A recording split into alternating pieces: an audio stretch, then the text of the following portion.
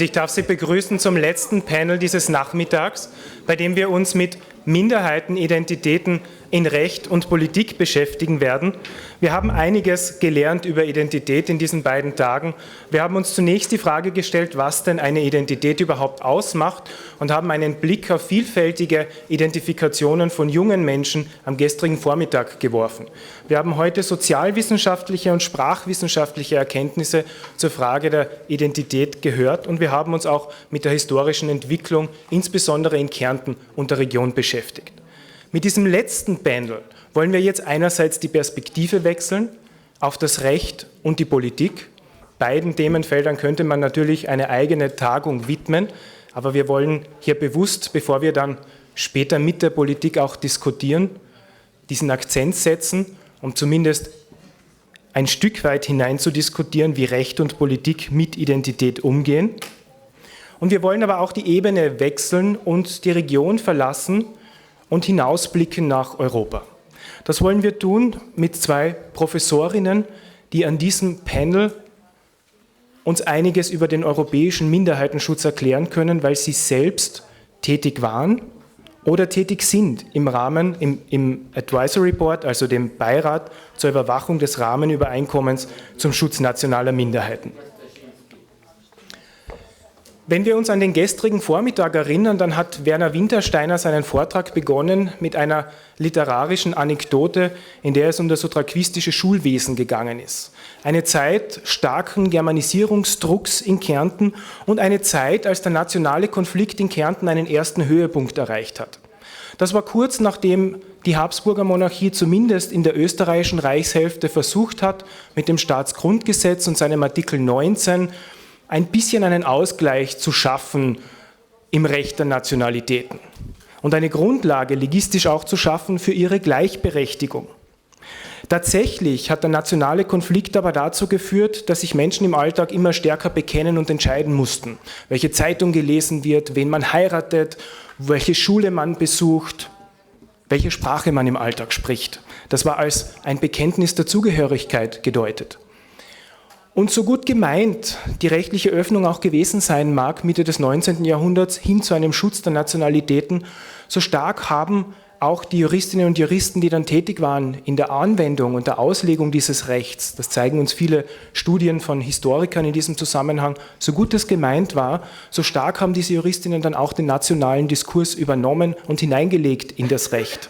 Man hat etwa im Bereich des Schulbesuchs, gerade in Regionen, in denen es nationale Kompromisse gab, Ende des 19., Anfang des 20. Jahrhunderts vor allem darum gestritten, in welche Schule denn Kinder angemeldet werden, welche Sprache sie zu Hause sprechen und zu welcher Gruppe sie daher gehören.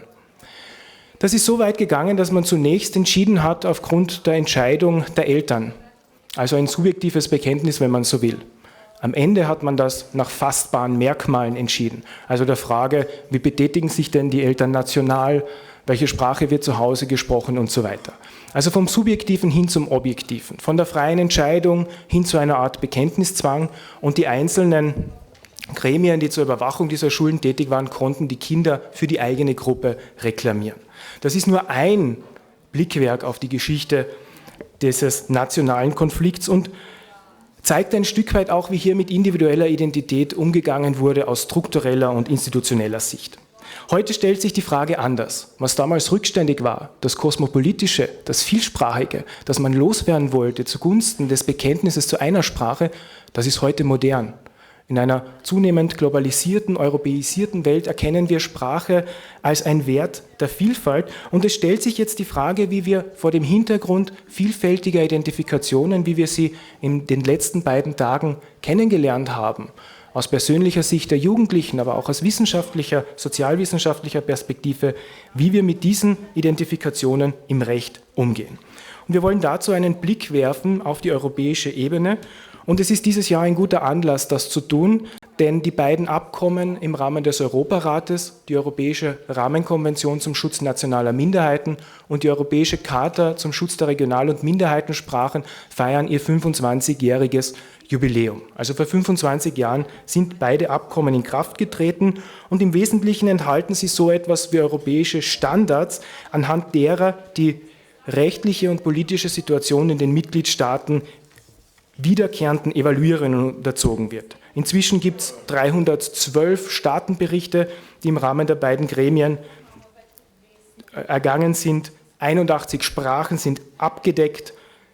Diese Sprachen werden von 206 Gruppen gesprochen und es sind in den Gremien derzeit 43 unabhängige Experten tätig, dabei diese Umsetzung in den Mitgliedstaaten, das sind 39 für das Rahmenübereinkommen und 25 für die Sprachencharta, zu evaluieren. Vor wenigen Tagen hat der Europarat für eines der beiden Gremien, das ist jetzt das Schwestergremium dessen, das wir heute besprechen werden, wir werden über das Rahmenübereinkommen sprechen, aber die Sprachencharta vor einigen Tagen in diesem Zusammenhang wurde vom Europarat ein kurzes Video veröffentlicht, um 25 Jahre zu zelebrieren. Und das zeigt ein Stück weit, was alles gelungen ist in diesen 25 Jahren. Und das darf ich Ihnen kurz zeigen. The European Charter for Regional or Minority Languages is the convention to protect and promote Europe's traditional regional or minority languages. Together with the Framework Convention for the Protection of National Minorities, it highlights the Council of Europe's commitment to the protection of national minorities and promotion of cultural diversity. Thanks to the Charter, there are more than 80 regional or minority languages protected across 25 countries in Europe. The Charter's goal is to guarantee that regional or minority languages are being used in public and private life. In its 25 years, the Charter has had a great impact. Here are some examples. Manx Gaelic was considered extinct in the 1970s, but now more people want to learn it. This demand is seen in schools, from some preschools to some secondary schools, and the fact that teaching materials are now being developed in Manx Gaelic or translated into it.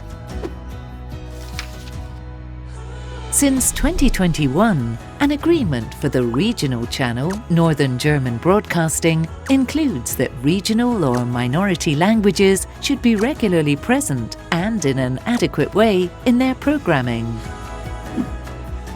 The public service broadcaster RTV Vojvodina now offers radio programs in Bulgarian, Bunjevac, Croatian, Czech, German, Hungarian, Macedonian, Romani, Romanian, Ruthenian, Slovakian and Ukrainian, giving the possibility to speakers of all these languages to access information in the language of their preference. The Czech Republic dedicated specific budget to help put the language charter into action. The budget includes setting up bilingual signs in minority languages in addition to Czech. Since 2022, a new Interpretation Act guarantees that there are trained interpreters in minority languages. Children, defendants, victims or witnesses, speakers of regional and minority languages can use these interpreters before courts or in relations with police, among others.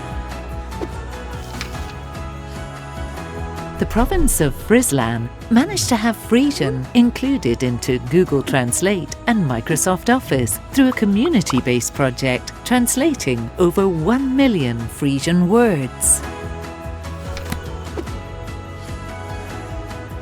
25 years giving regional and minority languages a say.